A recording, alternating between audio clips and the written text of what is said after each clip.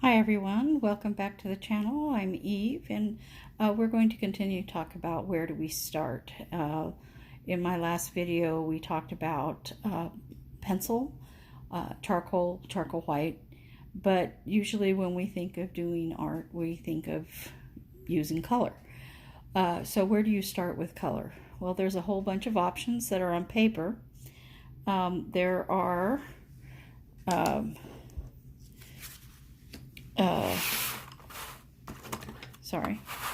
there are soft pastels, and these are, sorry, I have this closed so it won't fall apart. These are squares of pastel. You've probably seen them and or used them. You can get different quality of them in art supply areas of craft stores and of course in art stores. The disadvantage to these is that your hands get very dirty, and you have to do a lot of generalization. It's not, they don't have points like a pencil, but the colors are beautiful, and they make some quite beautiful pictures. I like pastel, but I like to use pastel pencils. They come in a variety of colors. One brand has the color on the back. Most of them have a number here. Sorry, I'm trying to find it right there, so that you know that you can match the color.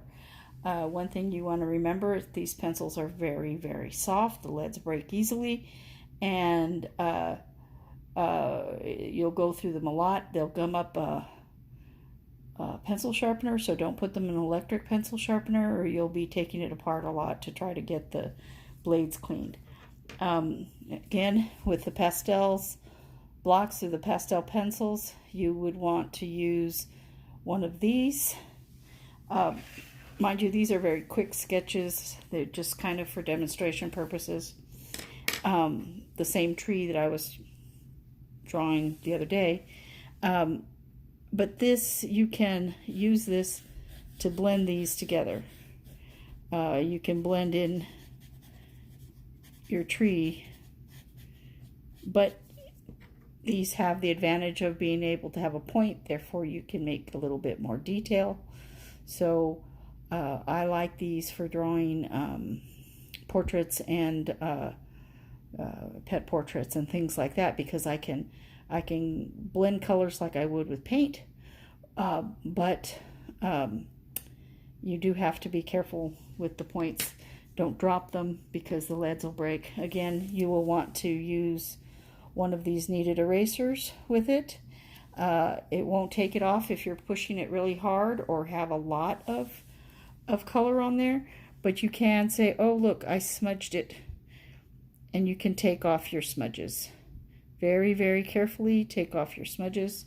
Also be very careful about getting your hands dirty and then touching your paper. You'll put fingerprints all over it. What I like to do is have a tissue close by so that I can frequently clean my fingertips. Another choice, of course, is color pencil, and most people are very familiar with that. Color pencil does not erase, and they don't blend together, but you can make some quite beautiful things with color pencil. One thing you have to remember is to try to color in the same direction, so that you get a beautiful look to it. Now, I know this doesn't show off this type of pencil very well, but this is a Prismacolor pencil, and they're like a color pencil in that they come in a variety of colors. The lead is fairly hard, a little more difficult to break, but one of the reasons why this looks like this is because I wanted to show you that these pencils have the difference in being able to take it and blend it with another color, coming up with the third color. So you can draw with them just like you would color pencils, or you can make them, you know, more dense and blend them together. I'm sorry, I'm not showing you a better version of this, but when I do a lesson with these, you'll be able to see it better. These do not blend with this. They don't. You can get some of that highlight off, but they don't really blend. They also, oh, sorry. Sorry. They also do not really erase very well. So when you put it down, make sure that's what you want to put down. Put it down very, very lightly first. If you think you might not want it there, you might be able to get most of it off. With any pencil, always go light to dark so that it don't push real hard right away, so that if the line isn't in the place where you exactly want it, you'll be able to rectify the situation without ruining the paper. Every time you push on the paper, if you touch art paper, it has a texture, and every time you draw on it, you're bending in the paper a little bit, and it's very difficult to get that out. That's why you use a softer eraser like this. There's a variety of them, but I prefer these. As for paint, if you want to use paint, there's a variety of surfaces that you can use. There's a palette of paper that says canvas paper. You can get, this is a very tiny version. There are student canvases that are very thin. These are very inexpensive, so they're a very good way to learn. But the texture on the top is like a canvas. This is more from what you're familiar with a canvas. You know, it has a little stretcher. It's a little thicker. This is, again, a very tiny version. You can also get some in black, not just white. Or you can buy black gesso and paint it black.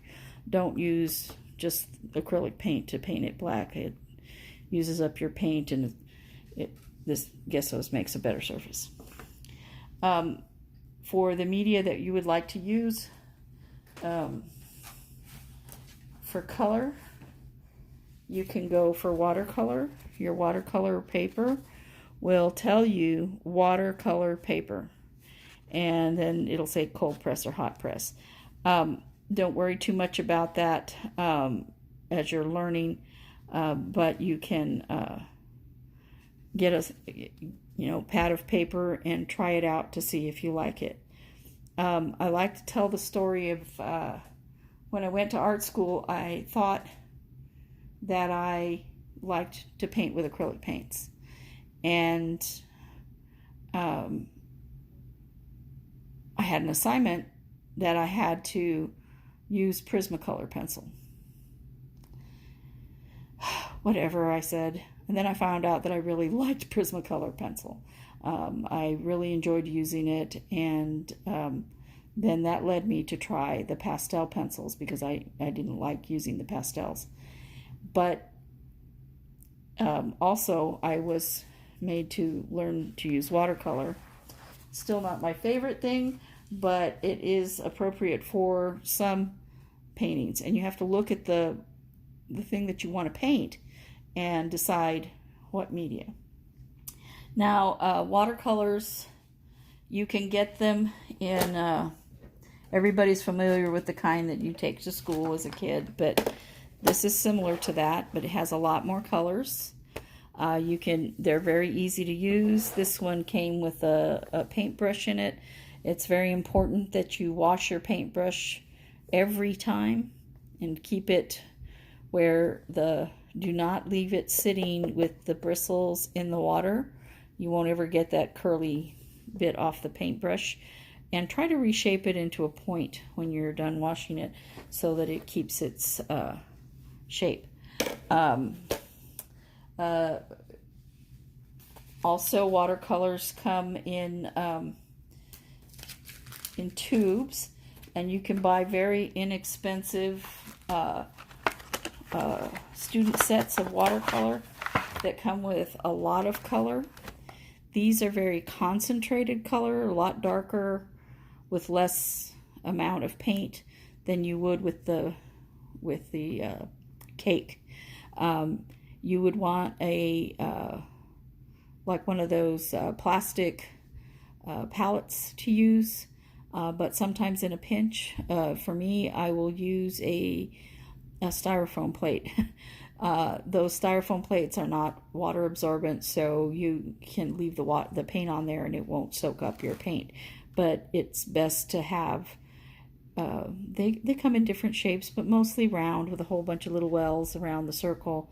And you can put your watercolor in the little wells, and then you can mix it in the center. Akin to that, watercolors are transparent. That means that whatever you put down, the next color does not cover it. They're see-through. Some are more see-through. Some colors are more see-through than the other. This is gouache. There's the word here. Let me bring it up closer to the camera. Gouache.